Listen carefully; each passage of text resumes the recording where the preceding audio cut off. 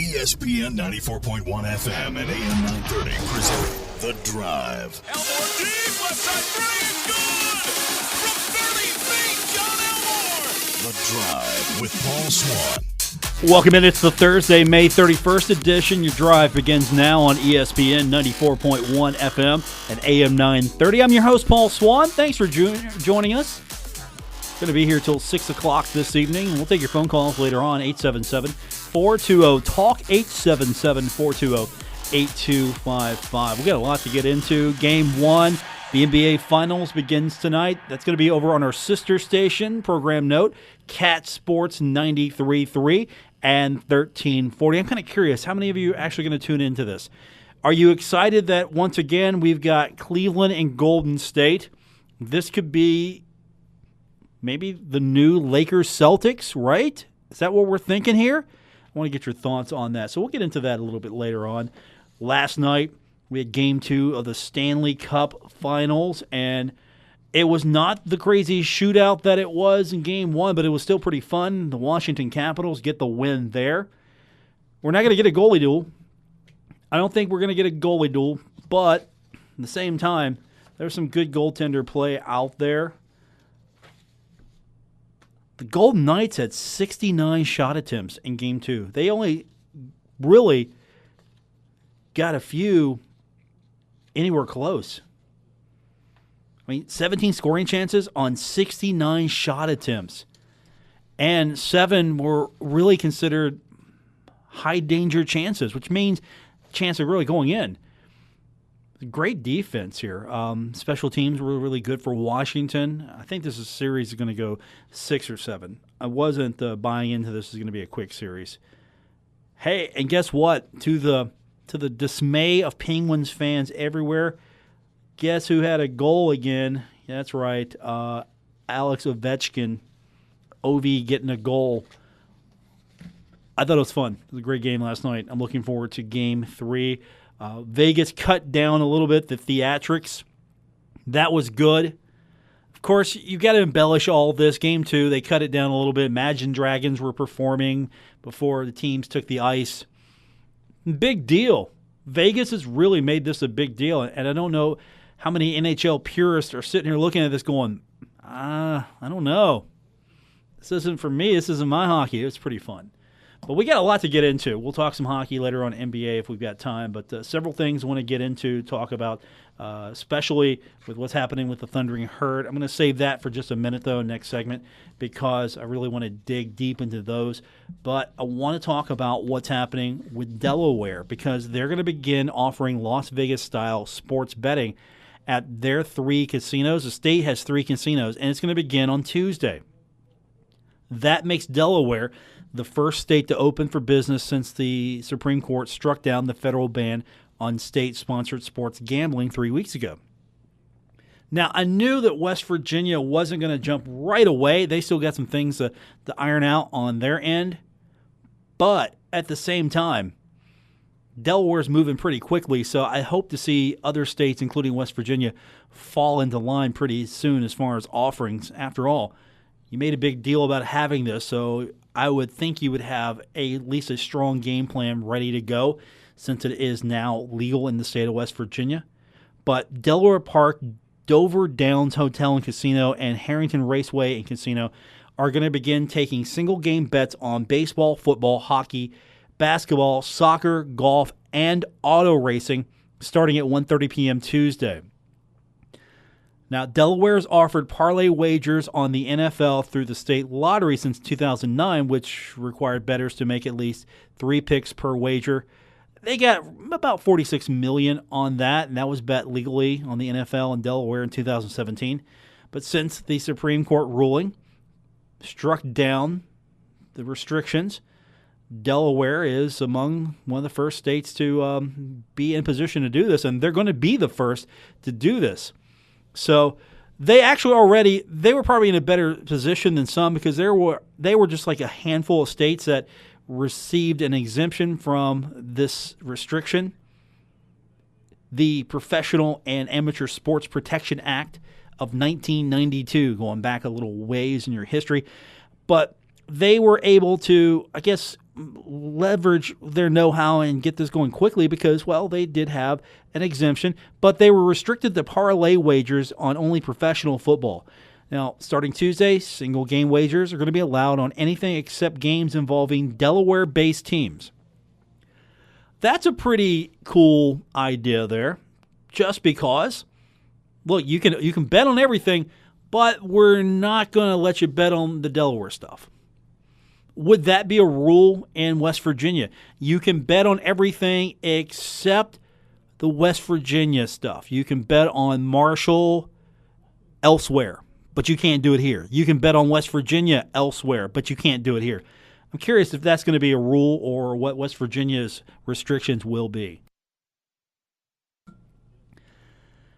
Delaware, this is according to Governor John Carney, said in the release that came out today.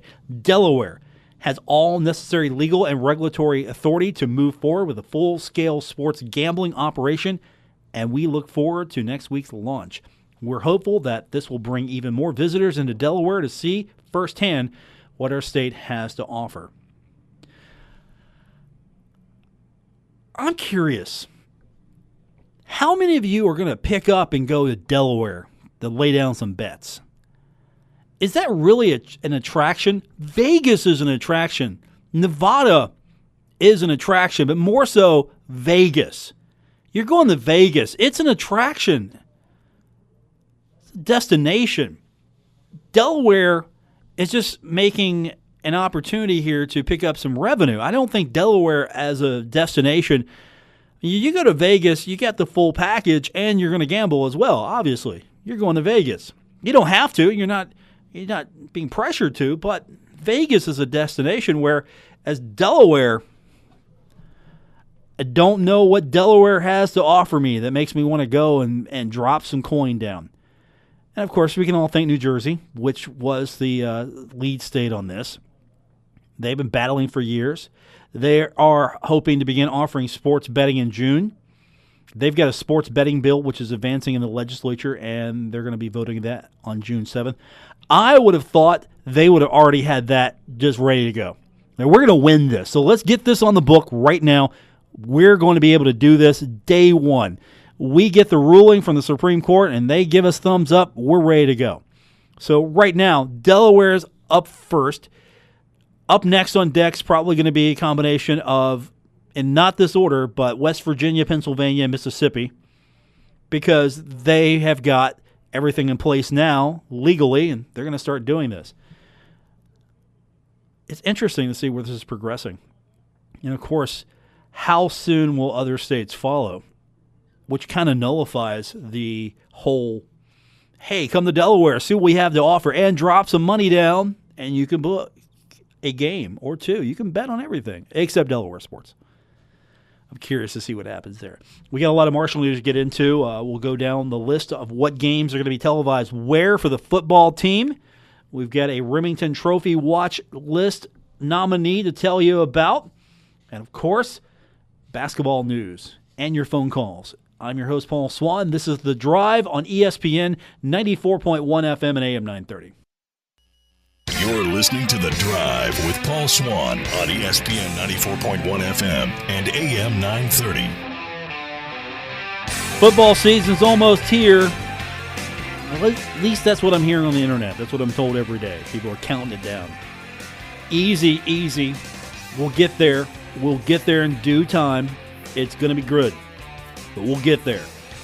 Let's not rush. Let's enjoy summer first, and then we'll get to football. But to get you ready for football, though, we've got TV dates. 4 games already with dates, and I'm sure more to follow. 3 of the non-conference games have TV dates and Middle Tennessee. First of all, the September 1st game at Miami. It's going to be a 3:30 game on ESPN+, and we'll talk about all this in a minute. September 15th, the game at South Carolina, going to be 7:30 p.m., and that's going to be on ESPNU. NC State, that's a 7 o'clock game now on September 22nd on CBS Sports Network. And then Marshall, Middle Tennessee, that's a 7:30 game on CBS Sports Network. First of all, a lot of you are going to have to, if you haven't already, get your subscription to ESPN Plus. Now, here's the difference. ESPN Plus is ESPN's new over-the-top subscription service. It's in addition to ESPN3. A lot of stuff that was on ESPN3 or Watch ESPN, however you got to it, has moved over to ESPN Plus. There's still a lot of content on ESPN3, but they're putting probably some of their more interesting, more inviting product, things that are going to get people to maybe check it out. They're going to put that on ESPN Plus. So if you're not going to Oxford to go see the Herd take on Miami, you're going to probably have to drop some coin down. It's not that pricey even a subscription, but there's not like a one-day pass, so you're going to have to bite the bullet and get a monthly subscription. But for some of you, that might be a perfect option already. So that's where that's going to be on September 1st. Now, Marshall on ESPNU on the 15th against South Carolina. Of course, you're getting the ESPN game again, and this time that one's on ESPNU, so cable, satellite provider, you should be good there. And then CBS Sports Network already betting heavy on the Herd, at least early, primarily for the NC State game. That's probably going to be a good broadcast for CBS Sports Network, so I can't imagine why they would pass that one up, and they didn't. So 7 o'clock there against NC State. Going to be a festive time at Jones C. Edwards Stadium. I'm sure the red carpet is going to be rolled out. A lot of activity for that one. I'm excited for this one. Marshall, NC State, a brief but interesting history between the two. And it's probably going to be made out to be a really big deal. NC State's coming. That'll be a jam-packed venue. That'll look good. That'll look good on TV. The Eastern Kentucky game, that's not going to look good on TV. But the NC State game is going to look great on TV. There's going to be a full house. I'm sure you're going to get a lot of NC State fans to come and watch that game as well. So that's going to be a made-for-TV game. And then Marshall and Middle Tennessee. Depending on how Marshall's season's going at that point, and I would anticipate Marshall will be in good shape, even though you look and see South Carolina and NC State there, and you're thinking, I don't know. For you doubters. Marshall's got that Middle Tennessee game, good conference showcase game. Those matchups have always been really interesting. And really, Marshall, other than Middle, the only marquee game they've got, at least going by past experience, at home at least, is Florida Atlantic. So I expect that one to be picked up soon as well. But here's the thing. You've got Marshall, Middle Tennessee playing on a Friday evening. That's the second straight season that has happened. I'll tell you what, that could turn into something. It's not going to be the 100 miles of hate between Western Kentucky and Middle Tennessee, but I think that Marshall-Middle Tennessee football game, that could turn into something really nice as far as a good rivalry there. But I'm sure we're going to see pickups for at least Western Kentucky. You'd be crazy not to see a pickup for Western Kentucky, unless that's going to be done in-house. Again, there's still plenty of time for networks to say, okay, this is what we want, this is where we're going here. But CBS Sports Network, smart to get that NC State game and then that Middle Tennessee game. Very smart on them. I'm curious where that Florida Atlantic game's going. Because if things go well for Marshall and things go well for the Lane Train, that could be really an early marquee matchup in Conference USA, and I think a lot of people are banking on that. Marshall could be the team to beat Florida Atlantic. I've heard that. Florida Atlantic could come in here and show why they're right now top of the league. That's going to be a marquee game, so that's going somewhere. The rest of these games, I don't know where they're going as far as nationally.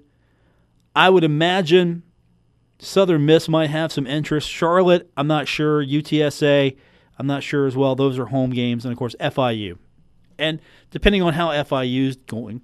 But I think we're going to see a lot of in-house.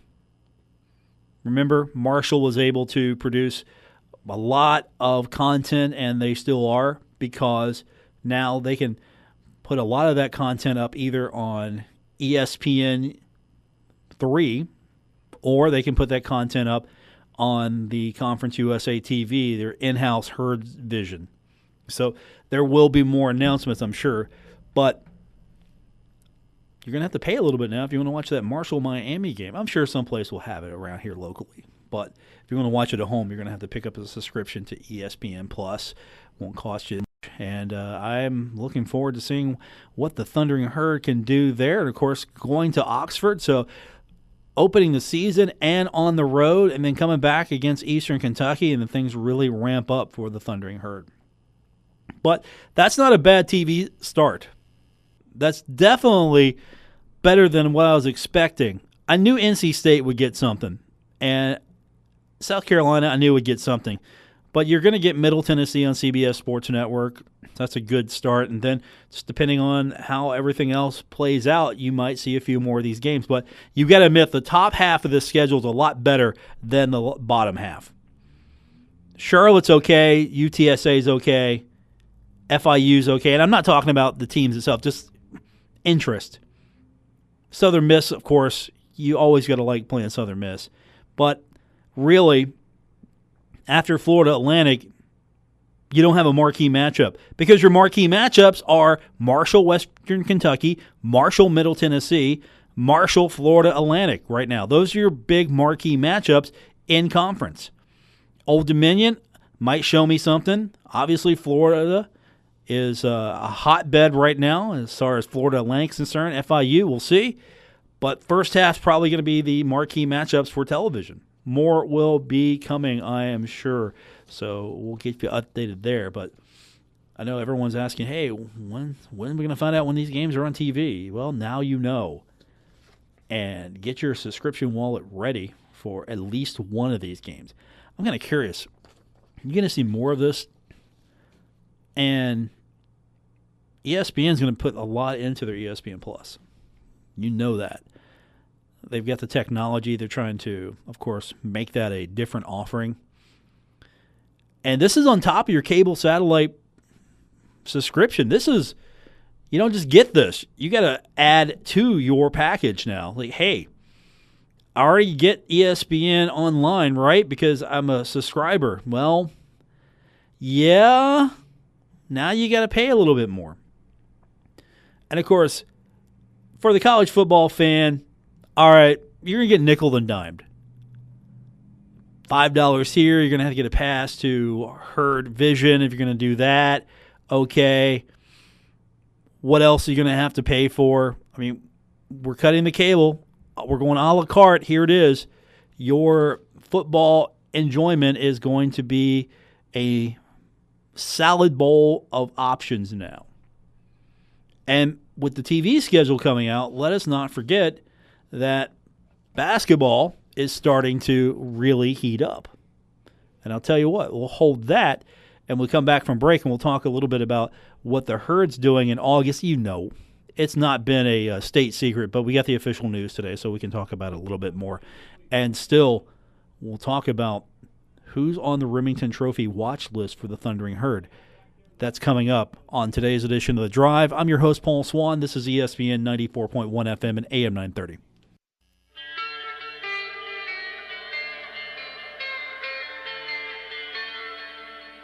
Now, back to The Drive with Paul Swann on ESPN 94.1 FM and AM 930. Welcome back to the Thursday edition. It's The Drive on ESPN 94.1 FM and AM 930. I'm your host, Paul Swann. Thanks for joining me. And if you got an Amazon Echo, there's a great skill you need to be using to listen to podcasts right now. It's called AnyPod. All you have to do is enable your skill, and then all you have to do after that is say, Alexa, ask AnyPod to play The Drive with Paul Swann. And she will do it.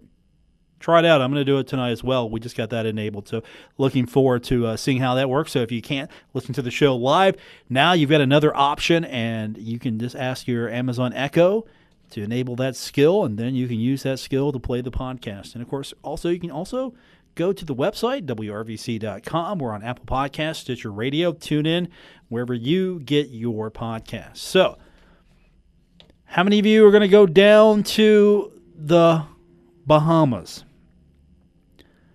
Would you like to go to the Bahamas and see the herd? Of course you will. There's going to be a lot of people taking off in August and using this as an excuse. You know who you are if you haven't already booked this. But we got the official word today that the Marshall men's basketball team is going to be jumping ahead of a lot of teams because they're going to go on an 8-day trip to the Bahamas. They're going to depart on August 10th, and they're going to return August 17th. They're going to stay in Nassau before returning home to Huntington. So they're going to be able to take their squad early, get a lot of reps, a lot of practice here. That's a great opportunity. I'm surprised they haven't been doing this more often. And it's early work. So you're going to take a team that has 4 starters, 3-letter winners. You're going to take a team that got to the NCAA tournament for the first time in 31 years. You're going to bring a team that has over 77% of its shooting, 87% of its three-pointers, and 82% of his assists from a year ago. Marshall gives me all the good stats. You're also going to have 6 newcomers on display, and you're going to have a 6'10" center who didn't get to play last year, sat out, Iran Bennett, and you're going to get to work with them early because you got a foreign tour. The NCAA rule is you get 10 days of practice prior to departing Huntington. So before you go out on your tour, you get to bring everybody together and practice. Genius. It's a genius move. And why, oh why, has Marshall not been doing this more often? I'll never know, money. But now you're going to have the team head out to the Bahamas. The kids are going to get to know each other a little bit better. The newcomers are going to get to work with the veterans. Dan is going to be able to coach them up. He's going to see some things early. The kids are going to have fun on this trip. They're going to get to go to a new country. They're going to get to do things they probably never have done before. And they're going to practice together. That's the thing. They're going to get to practice together and also recruiting. Come on. Tell me you wouldn't be able to get some kids interested if you say, oh, hey, by the way, we go to do this Bahamas thing. Now, not everybody does it, so this is a pretty good play by the Thundering Herd. So they've got 3 games. They're going to play 3 games. Opponents have yet to be determined. And then they're going to wrap that up, and then they're going to head to the beach resort where they're going to hang out. They're going to experience a few things. And, of course, there are travel packages available. So you can join the herd and be a part of this. I mean, really, I don't know why Marshall hasn't been doing more of this because you get the opportunity. I like this more than that Global Sports Challenge. I know you get a couple extra games, and that's fine. You get some games you can win, but I'm of the point right now that I don't care. I don't want to see those. I want to see some better games. I want to see some better opponents coming in. I don't want to see just a easy win on the schedule. I want to see the schedule get better. I want to see less of that. I want to see some quality. And you know what? If Marshall is going to get better in basketball, you got to do things like this. You got to play some better opponents. You got to get your RPI up, of course.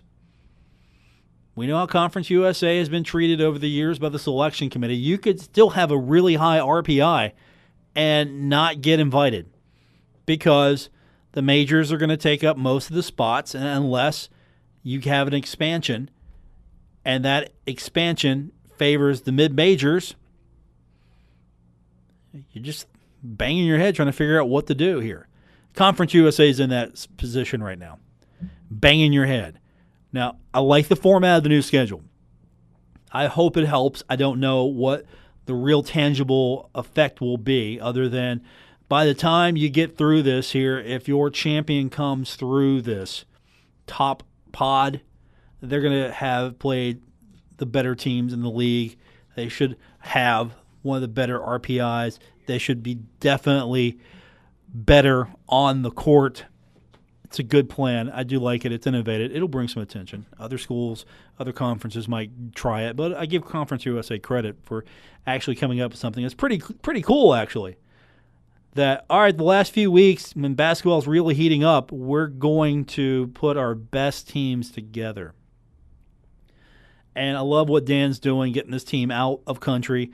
They're going to get more practice time, more opportunity, more exposure. You got to strike now. Marshall, an NCAA team, Marshall's got a great story. People seem to like John Elmore, C.J. Burks. So you've got something to work with there. Get people's attention, interest. This conference schedule thing, it's good, but TV's got to factor into this. The television exposure for this thing has to happen as well. And I mean, put these games in a position where they can be seen by members of the committee. If you were telling me that, okay, Marshall's going to play Western Kentucky, then Middle Tennessee in this pod, and only way I can see this is on Herd Vision, Conference USA TV, BN Sports on their Facebook page, I think you're wasting your effort there almost. But if you could work something out where, okay, these games are going to be on CBS Sports Network, maybe an ESPNU, I don't know. I might even take an ESPN Plus, but you got to get these games somewhere where people can see them. If I'm a committee member, I would think I would do my due diligence and try to keep tabs at everything. But if you make it easy for me and I just turn my television on, there it is, I'm good. We've not reached that point yet where these streaming services and all these other content providers have got the saturation, they've got the reach that just turning your TV on and there's ESPN. Still hasn't got there yet. Make it easy for me. And that's what Conference USA has got to do. But at least I think Marshall's becoming a lot more aggressive in basketball. Doing a trip like this has really made this team better already, just because you get more practice, you get more opportunity to go out and showcase your team. You're going to not hurt your team. I mean, you're going to go out, play some good competition, and you're not going to get hurt. It's not going to hurt your schedule. It's not going to go against. That's why you do things like this, because you're going out there. You think Danny is going to be afraid to try some lineups? Probably not. I don't think he's going to shrink the bench. I think he's going to take an opportunity. He's going to go try to win, but at the same time, here's an opportunity. I'm not going to just put my 5 guys out here. I'm going to bring some guys off the bench. That's the point of this. Work these guys out. Bring them out a little bit, see what they can do, because if you win, great. If you lose, it's okay, because you got something out of it. This is one of the rare times where it's all right to lose. You don't want to do that, but it's all right, because in the grand scheme of things, it doesn't matter. We're talking practice. Practice is what this is, but it's a great idea. Just got to make sure that you're going to get some exposure out of it. Marshall's getting some work out of it. And then on top of the Conference USA schedule, got to make sure that those games, those upper pod games, I would maybe talk to my television providers and say, look, once we get to this point in the schedule, you focus on this pod. No disrespect to the other schools in those second and third pods, but you take your focus and put it on this upper tier of my league. It's what I would do. I would focus on that 100%, because if, say, Rice is in that third tier, all right, you can stream their game. You can stream their game on the Conference USA TV. There you go. But I wouldn't have a single game from Pod 2 or Pod 3 on above and before those other pods. And you know what? This new schedule, ESPN's talking about it right now. We have ESPN on in the studio, And pardon the interruption, they're talking about it right now. So, again, this is getting more attention. And I think if Conference USA can continue the momentum with what they've got here, at the same time, make sure that people are seeing these games. That's the kicker. You got to be seen. It doesn't matter. Hey, Marshall could win them all, but if somebody on the committee didn't see them, I think that hurts. But I like the way this thing has been directed as far as giving the best teams the best chance to be in the NCAA tournament. Of course, the problem is how many more bids will Conference USA get? Can you get a second bid? You're not getting a third. Not the way this is set up. You might get a second bid. Your Conference USA. A second bid's probably the best you can get right now. Third's out of question. And then the NIT. You might get a bid. You might get one bid. Two maybe. And then you've got the other tournaments as well, which I'm happy Marshall did not have to take advantage of the other tournaments. Television is important. You got to get these teams on, especially with this new schedule. It's pretty cool. More on the way. We'll take your phone calls, 877-420-TALK, 877-420-8255. This is The Drive on ESPN 94.1 FM and AM 930. Don't worry. Paul Swann has the wheel on The Drive, ESPN 94.1 FM and AM 930. Welcome back to your Thursday edition of The Drive here on ESPN 94.1 FM and AM 930. Some good news today. Marshall redshirt junior Levi Brown got himself named to the Remington Trophy watch list. So that's some great news. He was recognized in 2017 as one of 5 centers from Conference USA named to the list. He's a second-team All-Conference USA selection from last year. Helped, of course, anchor that offensive line. 11 sacks, that's it. That's all they gave up. That was 4th fewest nationally. Nobody was getting to the quarterback. And, of course, Levi Brown was a big part of that. Now, you get about a dozen All-American teams selected annually. The Remington Trophy basically uses these kind of teams that are in these things to determine a winner. And you got the Walter Camp Foundation, the Sporting News, Football Writers Association of America. And because of the selections, these All-American teams can take place. You kind of get a mix of offensive linemen that include guards and tackles. You can also sometimes have 2 centers. The Remington Trophy Committee, their deal is they're going to count all players that play primarily the center position for their respective teams as centers. So even though they might be listed as guards or tackles on the All-American teams. Here's how it's done. The center with the most first-team votes, obviously the winner. If there's a tie with first-team votes, and the center with the most second-team votes will win.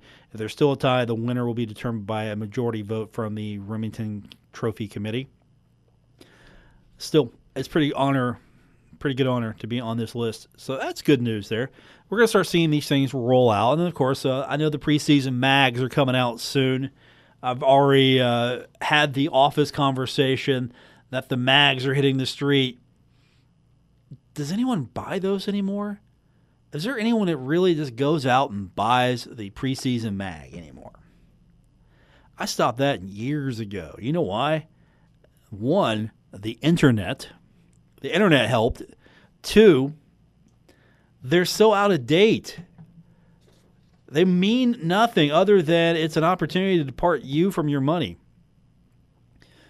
I mean, it's a neat little annual, it is, and the magazines that come out later in the game have probably a better shot of getting it right, but a lot of these previews are done so far in advance, really, by the time they get to print, it's maybe outdated information, maybe not fully up to date.